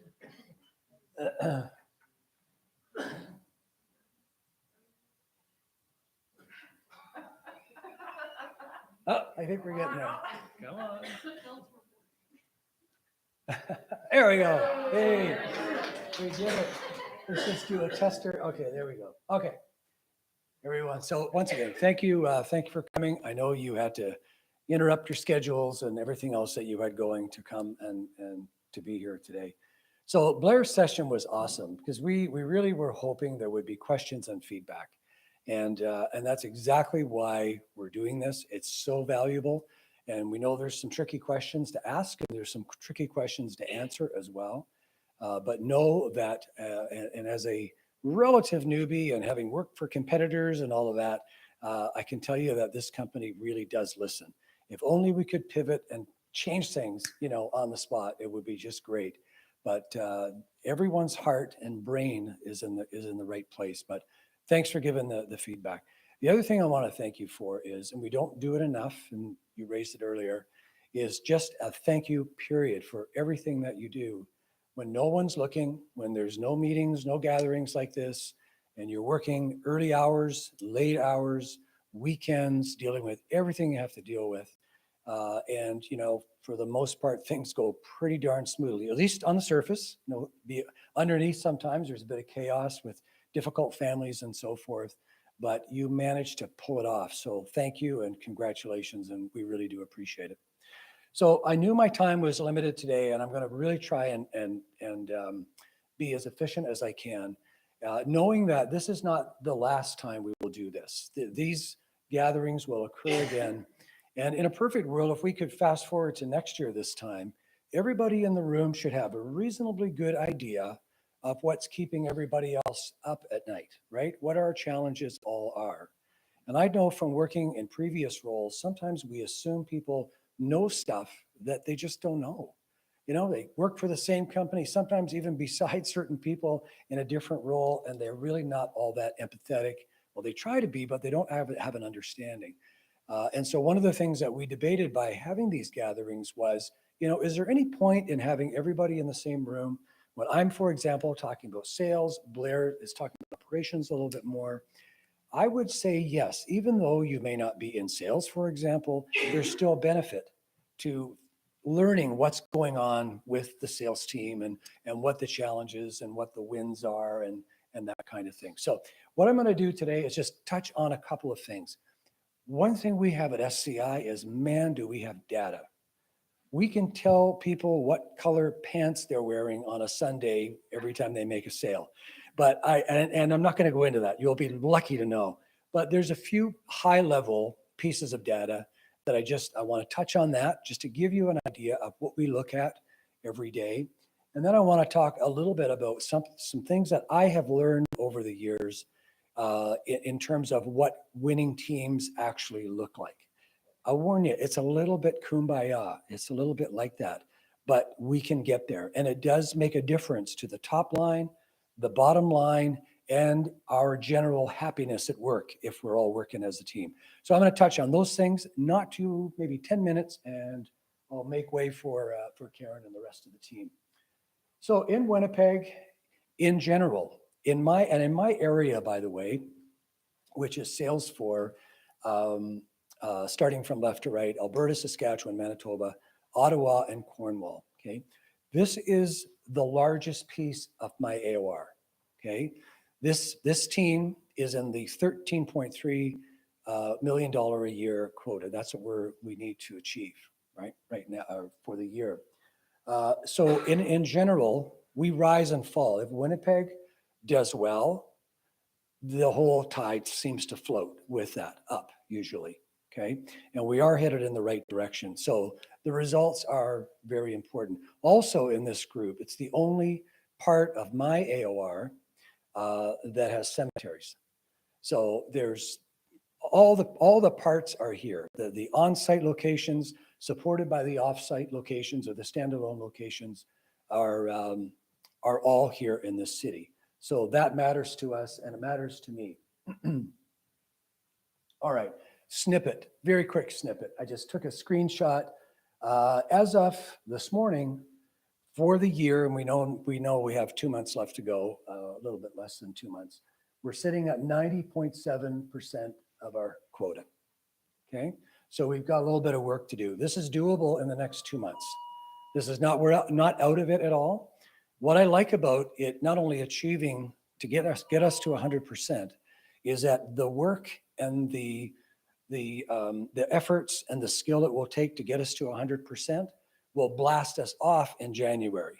It's really, my eyeballs are kind of, my brain is thinking, where are we going to be at in January?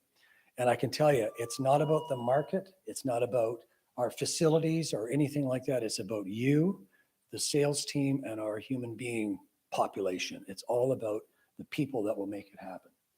I was going to add this to the slide and I didn't do it. I can tell you that as of July, we were sitting for the year at that point at 54, actually wrote it down.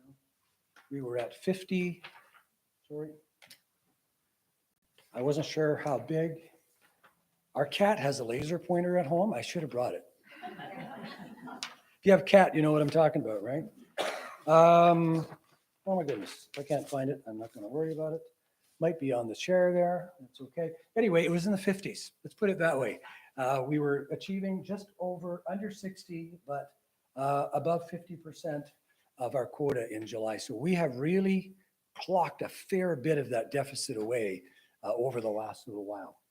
So a little bit of insight. Our managers and probably some of our sales team are tired of looking at graphs and so forth. But I wanted to point out something. Now, here's where my laser pointer would really come in nicely. Let's see if I can get this to go a little bit bigger. If I get too much bigger, I'll try and stand here and do it. But what you're looking at here is a sales funnel, strangely enough, shaped like a funnel. So in that funnel on the top there, we have 13, I did write this down as well. It doesn't matter. We've got, I think it's 1,320, if you can see that top number. Those are leads in our funnels. Those are leads. Those are suspects that we hope will be prospects that we hope we can go and meet with, or they can come in and meet with us, okay? They're in our hopper that were created since January of this year, okay? So we've got 1,300 leads in our funnel, right? People we can possibly sell, many as we can, hopefully. I've got to get my notes because I can't see that very well. And I kind of know the approximations off the top of my head, but to give you the exact numbers, when we have a lead, when we're working on a lead, our set rate, so out of all the leads we have, we can book an appointment with about 43% of those people. And just FYI, that's pretty good. And you may think, geez, that's 57% you're not meeting with, right? But not just in our industry, but in sales in general, if you have a lukewarm customer, someone who's mildly interested and not necessarily going to buy anything today, but will talk to us, then 43% is actually pretty good, okay? The number of those appointments, so let's say we book the appointment with Mr. and Mrs. Smith, we have approximately an 80%, 84% hold rate. Anybody know what hold rate means other than a salesperson? Anybody? Not Blair? Not Jason? Anybody else? That means we get to talk to. So if we book an appointment, we have an 84% chance of actually meeting with people. I know this is hard to believe, but sometimes people stand you up or they change their mind. They don't show up, right? And I'm being sarcastic. Happens all the time, happens everywhere. So a good number are holding. That means A, there are people interested in our products and services, and B, we're booking the appointment in such a way that it's important enough, we're making enough of an issue of it that people are actually showing up for the appointment, okay? Which is good. And then we're closing, so we're making a sale to 40% of them, right? So we have 1,300 in the hopper. In the end, we should be able to make sales down, not 40% of the total, but 40% of the ones that hold as an appointment. Those are all good numbers. Nothing wrong with any of these stats. That's a picture of an effective sales team. So if you go into sales thinking, I can sell everybody I talk to, you're going to be really disappointed. And whether you're selling Boeing 747s, you're selling cemetery property, you're selling cars or insurance, these stats kind of hold up pretty much right across the board, no matter what you do, okay? Now, what's got my attention though, and what I want to share with you today for another reason, so I can jump into staffing, is we have 19%, let's call it 20 for argument's sake. 20% of those leads are not worked. So we created these leads since January. We haven't worked them. When we say worked, it means we have not touched them. They're sitting on essentially a database. We haven't worked on them, right? And so what does that tell us about our state? We've got 20% of our leads are unworked. At a high level, what do you think? Say again? Okay, we're not going to sell them for sure. Like Wayne Gretzky said, you miss 100% of the shots you never take, right? I know it's a sore spot. Edmonton's in 4th place in the league. I know. And I'm not looking, but I think Winnipeg's 14th or 15th or something like that. Anyway, that said, what it means is our team is effective when we're working the leads. We're effective. We're doing a pretty good job when we're working them. But this says we need more people. Simple as that. This is a red flag saying need more people doing exactly what everybody else is doing because your batting average is pretty good. Okay. And I know staffing is an issue in many levels, and I don't have time to get into it all, but it's an issue. It's keeping us up at night. Okay. Any questions so far? Yeah, Gary, Yep. So is this at need, like, are they ACVs? Are they duplicates? Good question. Doesn't matter. I won't do it now. I won't impress you with my sales funnel knowledge, but this is all. See over here? It's all now. Did you guys hear me? Right there. If I were to sort that by ACVs, it would give you ACVs. It would the Gary, can you just, Hmm? with the acronym ACV? Oh, I'm sorry. There's some part-time people in our group. Tell them Sales what team, ICV, anyone? Tell them what an ACV is. It's an aftercare planner, which is like after an at-need family comes in, you meet with them to give Yeah. them their ACV, which is an aftercare visit. Continuous visit. Yeah. Yeah. Okay, thanks, Donna. Arrangement continuation Arrange- visit yeah, is yeah, what yeah. it's ACV. Which is like, in simple terms, like we go through a checklist for CPP. Yep. And checklist to help them close their estate, basically. Thank you, Nella. And thank you, Donna, for the question. We have a lot of acronyms at SCI. When I first started, one of the guys, Phil Fredette, sent me a 2-page PDF of acronyms. And every so often I have to run back to it to see what the heck is that? I'm going to look that one up. But that's all channels. And again, in the interest of time, Nella, and I'd be happy to go over this with the sales team. If we were to break this down, if this will work, if it won't, oh, I'm on a PowerPoint. It's not going to move. So if that were the real thing, it would give me ACVs, digital leads, organic digital leads. If we did direct mail would be there. Every kind of lead we've got. And of course, the ones that we're really keen on making sure they get work, for example, would be digital organic. So that's someone going to Google, looking us up, going to the website and clicking on a form and filling in a form, right? That's kind of not a hot prospect, but it's a pretty good one. So we want to get to those.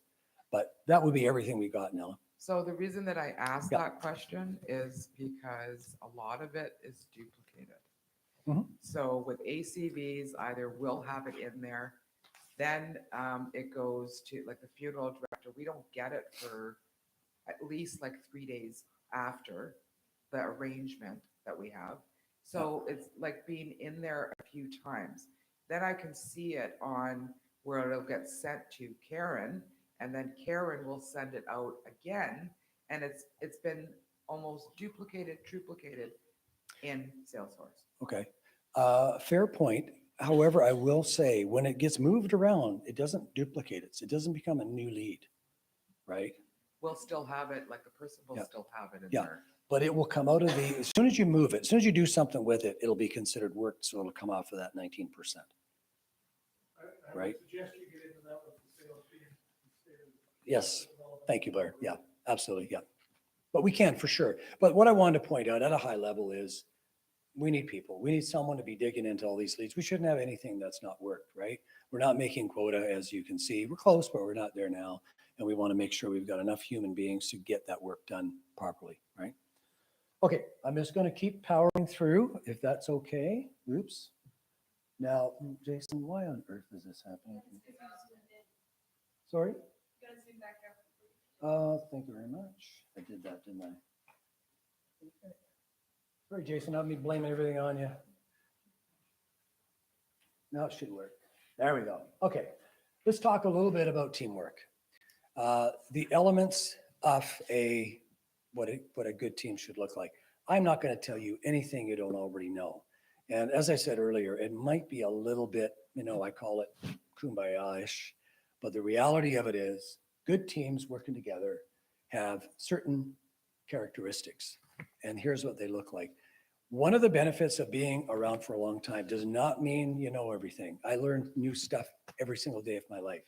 And particularly since starting with a new company, lots of new doors opening and lots of good stuff.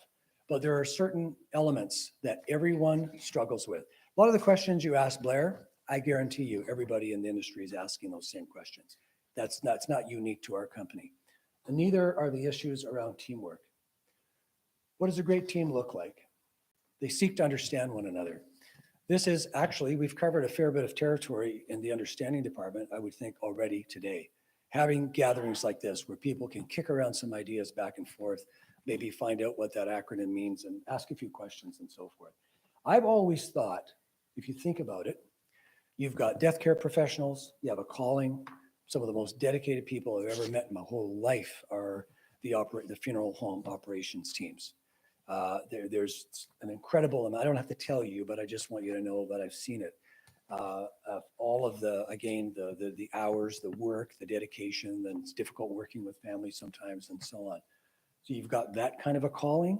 Then on the other hand, we're trying to find a salesperson that has a bit of that and a little bit of the sales element as well, sort of a sales mindset.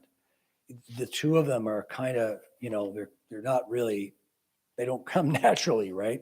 So to be able to coexist and get along and support one another, not impossible, obviously, we're doing it every day, but it's not the most natural evolution. It requires leadership on the part of the managers and so forth to make it happen. Good teams always get together.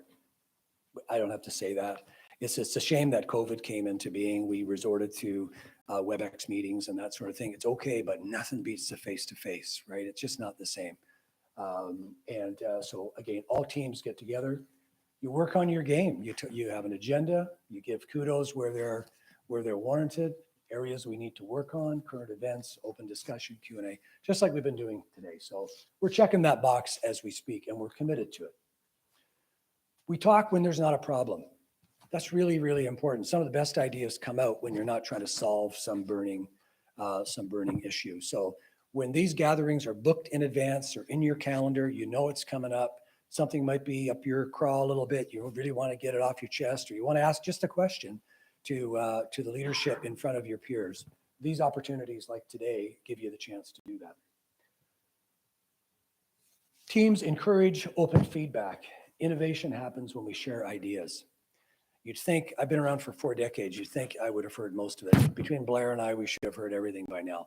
But again, I can only speak for myself, and I hazard a guess that Blair's the same. We learn all kinds of great ideas and great issues that we can solve that we don't even know are there by getting together like we are today. Good teams do what they say they will do when they say they will do it. When no one's looking, I should put that behind everything. When no one's looking, you just do whatever you said you would do. And that particularly applies to us in leadership. Best team members take their work seriously, but not themselves. You have to have a bit of fun at work. We spend more time at work usually than we do in any other area of our life. And there's some days you just gotta laugh, right?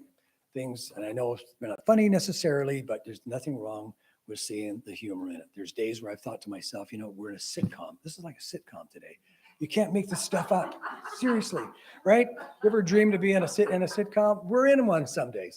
And it doesn't hurt. It really doesn't hurt to see the light side of the humorous side of it. Of course, it's inside baseball. I know that. But still, and again, I refer to the people stuff.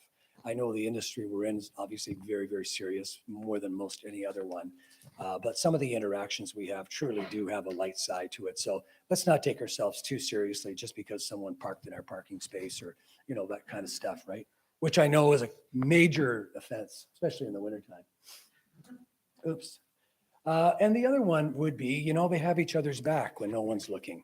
What I'm thinking about there, and again, I'm absolutely not accusing anyone of being any other way than this, but where it really counts is, and I've been involved in these scenarios before where, for example, there may be a complaint that may come in and anyone in this phone could answer the room, for example, and they say, you know what, I talked to Gary Boyce last week and that guy was a jerk. He did this, did that, or didn't listen, or whatever the case may be. What's that response sound like? When we're not looking, that response should be, that doesn't not sound like Gary. That's not normally the way I know him, but leave this with me. I absolutely will look into it. Those little, instead of, I can't believe he did it again. And everything just gets that much worse, right? So, having each other's back whenever we get the opportunity. And from there, because as you can tell, I can probably go on and I won't, but do you have any questions or feedback for me or the sales managers? Okay, if you do not, I can tell you what's keeping us up at night right now is we need to build our staff. Okay. Earlier on in the Great Place to Work feedback, one of the things you'll notice annoyed people, and I get it because I've been on the other side of it, is leadership not managing underperforming employees. Okay. That is a big deal with me. I know how we build a team. We can't build a team with people who can't hold the wall up. So Karen and I are working very, very hard. Karen is working very, very hard here, and she has my full support. We brought on a couple of new people now. We have a little bit of a ways to go. In the end, we want to find that sweet spot where we have every single opportunity is being worked. Cemetery visitors, people asking questions that don't sound like leads, don't sound like, prospects for sales. They all should be dealt with by a trained counselor who can create a conversation, to create a prospect, to create an appointment, and the rest goes from there. That's where we need to get to, so that every day of the week, all those things are being looked after all the time. Okay, and we don't have too many problems that some more people would not cure. So that is one thing I would ask you. Please keep your eye out if there's someone you think might be a good fit. If you like what you're hearing today, we absolutely are committed to any changes that need to be made to help people come on board and stay on board. And we'd really appreciate your support in that. So thank you for your time. I appreciate it. I'm going to unplug. There we go. Thanks, Jason. So in the interests of time and bellies and food that's hot in the back, we did have a small presentation planned for Karen. I think the fact that we had so many questions and interaction was the better of the time spent today, for sure. Thank you very much for your comments. Part of our commitment to moving forward is as I may have alluded to, we are going to have more of these regular meetings, at least one a quarter. So we've made a commitment as a group to have a schedule of those meetings, at least the next two, decided by the middle of this month, so that we can plan our schedules, make sure we're not, we're blocking things off in our calendar so we can do that. We did also have breakout sessions planned for today based on not knowing how today was going to go. We've got questions that we will defer to our next meeting, I think, unless those inboxes for your suggestions of topics that we need to cover get filled up. And that's your input part here. We need, we want you to feel like you have a stake in making change, positive change, not only for what you are doing as part of your role, but also what you see as a vision for your perspective on what we do as a company. So please just feel like you can talk to anyone about what your concerns are, and if we can do something to fix it. Your ideas will not be pushed aside or laughed off or anything like that. We need that from you in order for us to get to those 100% and great place to work, increase call volume, make more profits for sales folks, see more families, all of those things, and to get all of those positive responses back from family. In your name tag, you will see a number. Maybe Blair, maybe you'd like to draw the number, Blair. Well, I can take the heat. Where's our lovely prize? All right. Oh yeah, sure. Speaking of shortcomings, Open up your name tag. open up your name tag. You'll find your number. Number 4, 6. Just like the meat draws. There we are. 4, 6. Thank you. We can head out through that door and we'll head out for supper. Please find a seat and thank you very much for being here Yes, and virtually too. we'll enjoy your dinner, those of you who are on the virtual.